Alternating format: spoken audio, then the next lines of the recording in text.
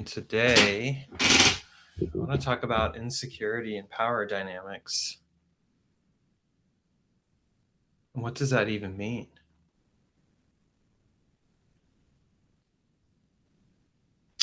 And Aiden, if you can reply in the chat, I'm curious if you can hear me. Let me know.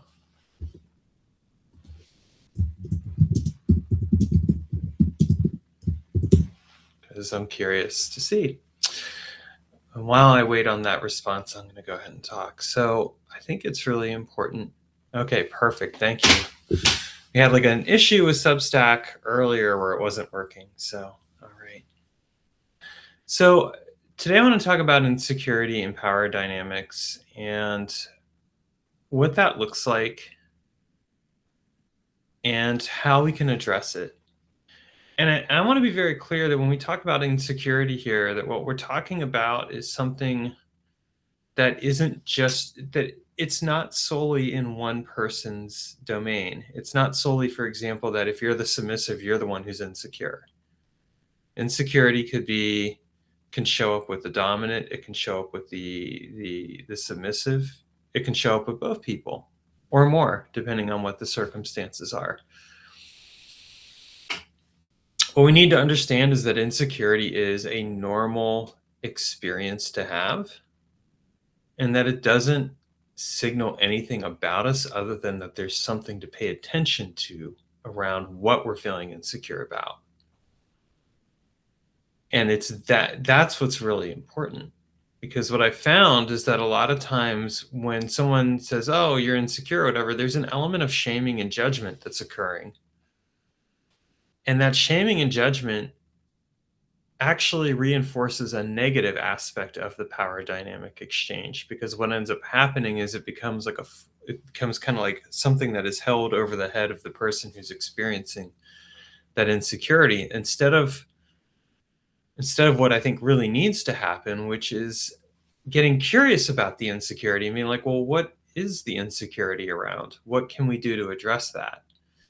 So when we look at insecurity and power dynamics, the first thing we need to recognize is that insecurity and power dynamics really isn't all that different from insecurity that occurs in other types of relationships. It's just that what we're dealing with is a very purposeful exchange where one person is quote unquote in control and the other person is not. And so that's where the insecurity can become very interesting, because insecurity and under this guise can come through as a form of manipulation or a way of trying to top from the bottom. It could also be, sometimes in the case of the dominant, it can be an expression of their insecurity around their perceived dominance and their experience of how the submissive is responding and reacting to them. Let's sit with that for a moment, because each person is going to have a certain level of confidence that they bring into their relationship. They're also going to have a certain level of unconfidence, of insecurity. And that insecurity could be a feeling around, like, do I feel chosen by this person? Do I feel wanted by this person? Do I feel like I actually have value to this person? These are very valid and real feelings to have and experience. And a lot of times what they're really speaking to is fundamentally a relationship within ourselves that also needs to be addressed. Do I have value to myself? Do I care about myself? Do I appreciate what I'm bringing to this relationship and this dynamic? I think that when people are feeling insecure, a lot of times there's this tendency to project the insecurity onto the other person, when in fact what the insecurity really is it is about the relationship we have with ourselves. And the other person just happens to be a mirror that is holding up the looking glass for us to see. There's a reason that relationships end up often bringing out both the best and the worst in us. They bring out the best in the sense that, like, oh, here's this person that I'm in love with. I want to impress them. I want to show them my best effort. I want to put my best foot forward. But then there's something to be said for the fact that sometimes what ends up showing up for people is that we're also showing the aspects of ourselves that aren't, or rather, we're having the aspects of ourselves revealed that aren't so beautiful or wonderful or perfect. Kind of the way that I look at it is like when I'm in relationship with somebody, inevitably there's going to come a certain point where they're going to see me at my not at when I'm not at my best, when I'm upset about something or I'm frustrated or angry or whatever else. And that's when the relationship, in a very real sense, that's when it gets real. That's when it gets interesting because it's like, can this person truly be with all of me and accept all of me? Can they accept the parts, the what I'm showing about myself that isn't charming or doesn't have everything together or is having a bad day? And at the same time, what it really calls into question is, can we accept the parts of ourselves that aren't perfect, that are having a bad day or whatever else? In fact, really, I think that's really the fundamental question around insecurity is it's not, can the other person accept me? It's, can I accept myself? Because if we can accept ourselves, then we can be like, okay, I am actually confident enough to handle my insecurity. I'm confident enough to handle what's going on with myself. And I can bring it to the other person without it being used as a mark against me. Now, insecurity can come up in many different ways. I mean, jealousy is an obvious way, but codependency and neediness can be another form of it. Um, and I think at the same time, it's really important to take a look at the signals that we have. Am I, for example, if I express my needs to my submissive, that doesn't necessarily mean that I'm being needy or codependent. It means I'm expressing what I need. I'm expressing myself. I'm sharing myself. I think that something that I'm recognizing as I go further into this space is that there's this really interesting relationship around how people communicate what they want and need and how that's accepted. In some circles I see where it's kind of like, okay, yes, that's part of submission. In other circles I kind of see like, well, it's not about your needs. Your need, it's not about you. Your submission isn't about you. It's just about me. And I'll level with you that I kind of see that latter attitude as more narcissistic than anything else. Like at a certain point, it's kind of like, okay, well, if it's only about you, then we're really not having a relationship here. I am just, I am something to you, but what I am to you is not relational. And that's where it's really worth looking at. And of course, the dominant might say, well, I don't owe you anything. You're submitting to me. You're giving your submission to me. And I'm like, well, there's nothing owed. Like there's no entitlement here. But here's the reality. There is a very real call and signal to understanding and appreciating that that each person is playing a very specific role. And in playing that role, each person has their own challenges. Like the dominant has the challenge of they're crafting the container. They're setting up the scene. They're setting up the experience because they're taking in the input that the submissive is given. And that is a very real responsibility. And it needs to be acknowledged. But what the submissive is doing is equally as important. The submissive is saying, I'm willing to let go of control. I'm willing to give myself to you. And part of giving ourselves to someone else is actually saying, here's everything I have to give. And very clearly being able to surrender, like being able to say, like, I can give this without necessarily needing to be in control of when, how, or I'll receive it. This is more about a matter of expressing a certain level of, like, expressing ourselves in such a way that the dominant can say, oh, okay, here's some valuable information that this person is providing me. It's up to me what I do with it, not up to the submissive.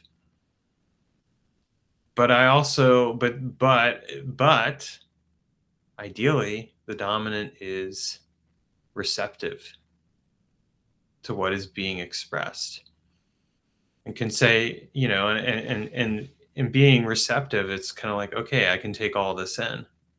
Now, what I do with it is up to me. And this is where clear communication comes into play, right? Because the clearer we are in our communication, the easier it is to actually fully lean into the experience. I think one of the traps that insecurity that shows up in terms of insecurity is the trap of, this person should be able to read me and figure out what I want and need. And this is true on both sides of the slash, because sometimes, like, the submissive will very much tune themselves toward the dominant. And as a result of tuning themselves toward the dominant, in a very real sense, what they're saying is like, I'm paying attention to your wants and needs, and I'm trying to anticipate, right? But let's be honest here. No matter how attuned you are to the dominant, there is going to be a reality where you are going to necessarily sometimes have to ask, like, what is it that you need, or what is it that you want? And this is not a diminishment of yourself. This is you being very real and in the moment. And it's the same thing applies with the dominant. The dominant isn't going to be able to automatically read everything with the submissive. I mean, if a dominant does something where they go past the limit that a submissive has, it is important that the submissive speaks up and says that, and doesn't just bury it or shame themselves or things like that. So we kind of see here that there's this intricate level of communication and connection that necessarily needs to occur.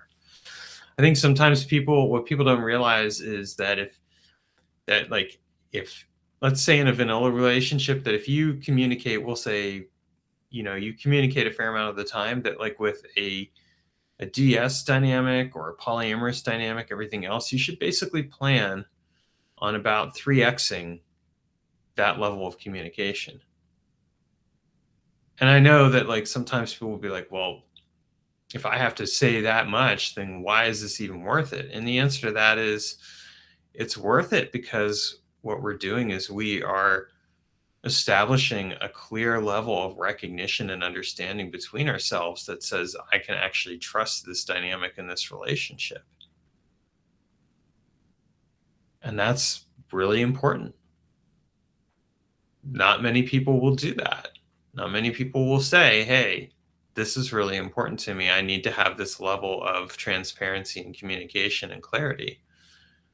But the thing is like, if we don't have that level of communication, transparency, it makes it harder to really trust the dynamic itself. And so this is where insecurity comes into play a lot of times, is that what we're seeing really is a lack of communication on both ends. Because let's be clear, if there's insecurity on one end, chances are there's this insecurity on the other end to some degree.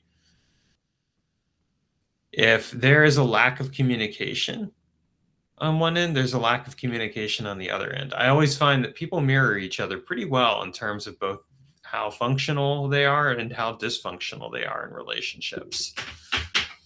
And I say this as somebody who's definitely had my fair share of dysfunction in relationships, and also, is still working on some of this stuff myself.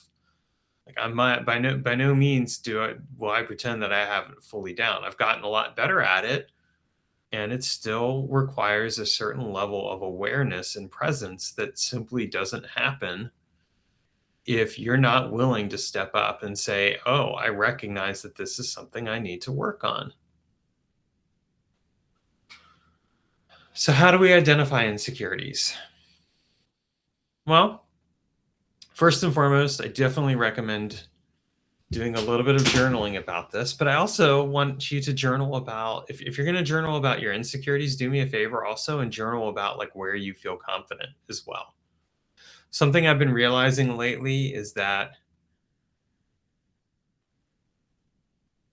if we don't write or speak to the qualities in ourselves that are positive and we only focus on the negative, it becomes really easy to continually focus on the negative. One of the books I'm reading right now is it's a book all about telling about the stories we tell ourselves. And one of the points that the author makes is that when we tell ourselves stories that are negative all the time, like we journal about the things that like aren't working, what we're really doing is reinforcing those things. So if we're going to journal, and this is a good exercise in insecurity, try journaling about a story about yourself like that's positive. Like I'll use an example. The story that I decided to tell myself today was a celebration of, like, I wrote an email yesterday and I included a link to a class and I got a sale. And it was an email that was just, it was written, in the moment. There's inspiration. It felt relational. And yeah, I included the link. And I mean, but I did it from a place of non-attachment. Like I wasn't like, okay, well maybe I'll get sales. Like I was just kind of like, okay, if I get sales, I get sales. If I don't, I don't. And I got a sale. And so it felt good to journal about that and recognize and celebrate, like, okay, here's something I did. So in relationship to our DS dynamic, write about if you're going to write about anything, like it's kind of like, here's where I'm feeling insecure, then also write about where you do feel secure. Write about and recognize the things about yourself that you are bringing that are good qualities to the dynamic. Because again, if we focus only on the negative, it may seem odd. It's like, well, if I work on the negative, then things will get better. Right? This is the mentality that we all have. But my thought process on this, and this is something again I've come to understand, is the more we focus on the negative, the more we actually emphasize that negative to the point that it actually harms the dynamic. If we say like, yeah, I recognize I'm feeling insecure, like I'm going to journal about this, I'm feeling insecure in this way. Great. But then journal about like what you feel secure about. So maybe your security is, but I feel really secure about the fact that I'm devoted to this person and I show this devotion through these commitments. Because then what you're doing is you're also emphasizing like what is working. You are allowing yourself to fully recognize and see and land with everything that actually is working in your relationship dynamic, as opposed to everything that is not.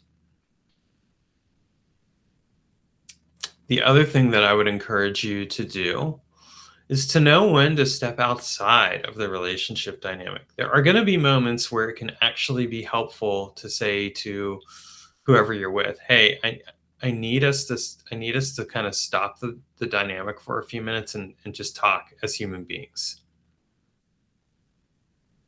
Now, this may seem odd, like especially if you're in a 24/7 dynamic, kind of the idea is like, well, we're in this 24/7. But I think that sometimes one of the most valuable conversations we can have is when we say, let's put aside this, but let's really focus on being with each other as people. Here's what's going on with me right now. I'm sharing this with you without us looking at it through this particular lens, so that maybe we can open ourselves up to exploring whatever this is that's going on and understand it better in order to be able to speak to what can be improved in the overall dynamic on both ends. And really, if we're in a power exchange dynamic, we are in a relationship. And it's important to recognize and honor that. We're always in a relationship at that point. We're just in a relationship that is filtered in a very specific way. And it's okay to remove the filters on occasion. Now, this gets interesting too, because you might say at a certain point, like if you've been in a dynamic, we'll say for a few years, and you're pretty heavily ingrained in this dynamic, it may feel like it's really hard to do that. And I get it. And this can be a good exercise in recognizing like, okay, Here's a very specific context that we've created. What does this really mean? What does this give us? The thing that I will also say about power dynamics is that they will invariably call up the insecurities of each person. And yes, each person. It's not just the submissive. It's easy to point the finger and say it's going to be the submissive who's the one who's insecure. Because in a very real sense, what is the submissive doing? The submissive is giving up control. So of course, one could say, well, insecurities are going to come out. I think that's the obvious level of insecurity. The deeper level of insecurity can come up with the dominant, and it can show up in many different ways. When the dominant, for example, is like, I'm tired of being a dominant. Like, I want to take some time off from this. I don't want to be the one in control all the time. It may seem odd, but there can be occasions where it's like, well, maybe the dominant doesn't want to be dominant. Something that I've really paid attention to in the relationship dynamic that I'm in is that sometimes what my dominant wants, my mistress wants, is for me to actually take the lead on things. She doesn't want to always have to make all the decisions. And it may seem odd, like, well, then is that really a DS dynamic? And my response to that would be, it's a DS dynamic in the sense that she's very much saying, like, look, I am placing this responsibility in your hands, and I'm charging you with figuring this out so that I don't have to. And I can focus on taking care of the things that are really important to me in terms of this DS dynamic. Okay, well, we can play that. We can go with that.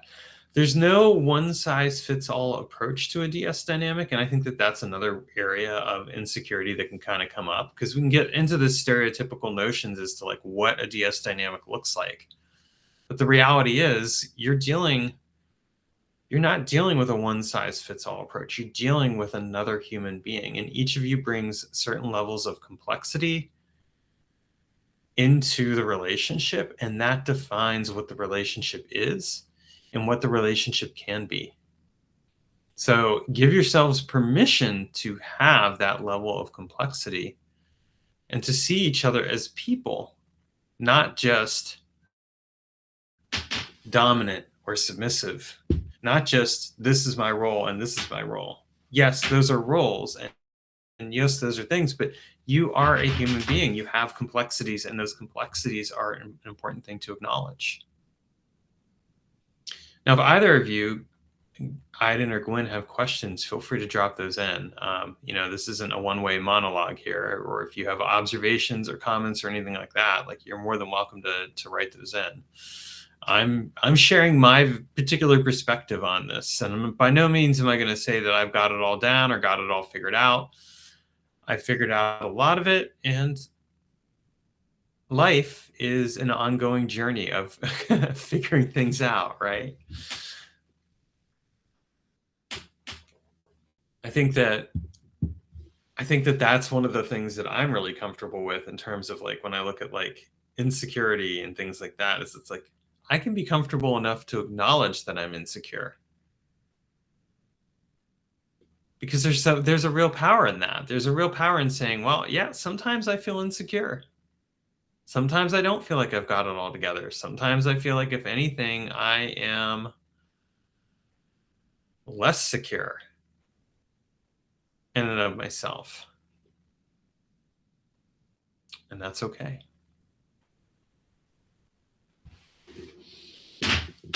When we can acknowledge that, it actually becomes a form of security. When I can say, you know what, I am feeling insecure, as opposed to acting it out.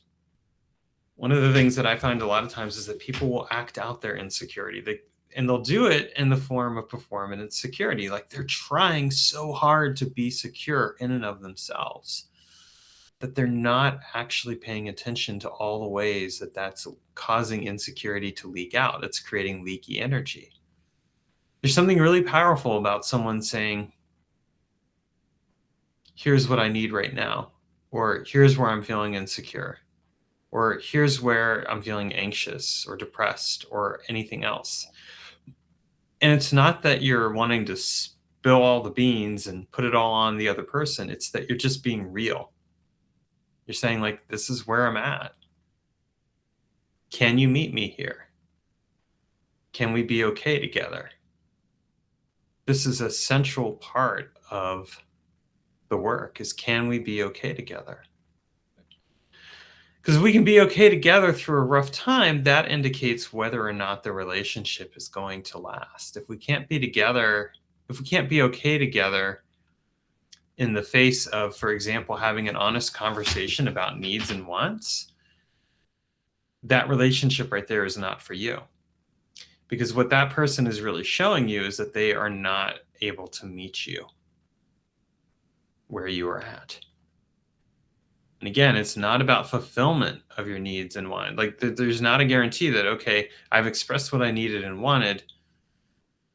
So now this is going to be, now I'm going to get these things fulfilled. It's really about, hey, here's my needs and wants. I'm sharing them with you in a very real manner, without expectation, without attachment, but just so you know, this is what I'm at. And it's the same thing with insecurity. Here I am. I'm feeling insecure. I'm feeling jealous. I'm feeling these other things. Okay. If the other person's like, I don't want to deal with that, I don't want to bother with it, like that person is not for you. That person isn't really meeting you. And here's the thing, we get the opportunity to be met. That is an important thing. If you're not being fully met by somebody else, recognize that as something to pay attention to and to step away from. Not because it makes you less or wrong, but because it's a sovereign choice for you to say, I have a certain sense as to what my worth is. And I want to be met. I want to be met there. Not because it's an expectation that I'm going to get what I want, but that I know that you can fully see me, witness me, etc. And what you do with it, that's up to you. And I still know that you can acknowledge and say, yeah, I hear you. Thank you for sharing all of this information with me. There's something valuable here. And I'll let you know what I want to do with it when I want to do, when I'm ready to. That can be part of the conversation. What isn't part of the conversation is when is if we're getting shut down. And if on either end of the slash, somebody is getting shut down, it's really worth looking at that and saying, well, why is that happening here? What's really going on? You get to choose. I think one of the most sovereign choices that I made was a choice around recognizing that when I wasn't being fully met by somebody, and that if anything, what was happening is that our respective traumas were meeting each other, I was able to say, this doesn't work for me. This isn't how I want to meet you. And this isn't how you want to meet me. And if we're not able to, if we're only seeing each other for the traumas that we have, we're not really connecting. We're bonding through trauma, and that's not the same thing.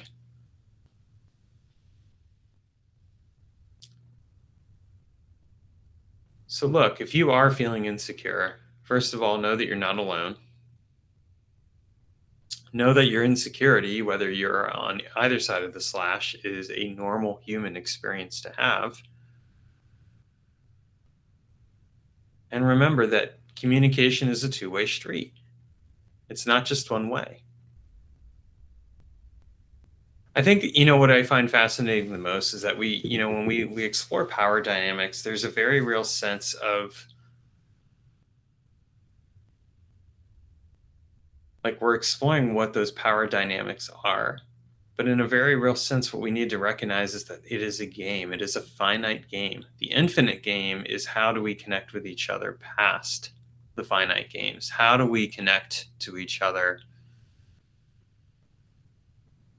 and continue to relate to each other? The game itself can change and take many different forms. What works now will not necessarily work 3 years from now.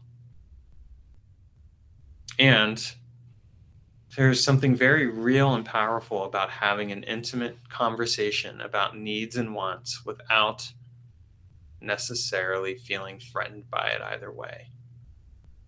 If we're feeling threatened because someone is bringing something to us, that's where we need to take a look inward and say, well, where am I feeling insecure here? Without judgment, without shame, without guilt, but just saying, where's the insecurity here? And for the other person, it's really important to not go and like say, well, you're being insecure. But instead to just be like, hey, I witnessed that you're having a particular response or reaction. I'm curious about what's going on with that. Get curious. Ask questions. And ask questions from a place where you're not trying to get something, but that you're genuinely curious. That can actually do a lot to transform the relationship in a really powerful way. Well, thank you so much for being here today. I hope that this has given the people who are here live some food for thought, and I hope that it gives all of you some things to consider when it comes to how you explore your relationship with yourself and with another person around being relational and around insecurity. We don't have to go it alone. And if you need help with this kind of stuff, one thing I will recommend is reach out to me and connect for a coaching session, because one of the things that I love to do is work with people and help them have the conversations that they're not having with the other person. I love exploring these kinds of topics because when we're witnessed and seen and heard, it gives us the strength to continue to move forward in a powerful and potent way to create what we really want, as opposed to just settling for something less. All right, thank you and have a wonderful rest of your day.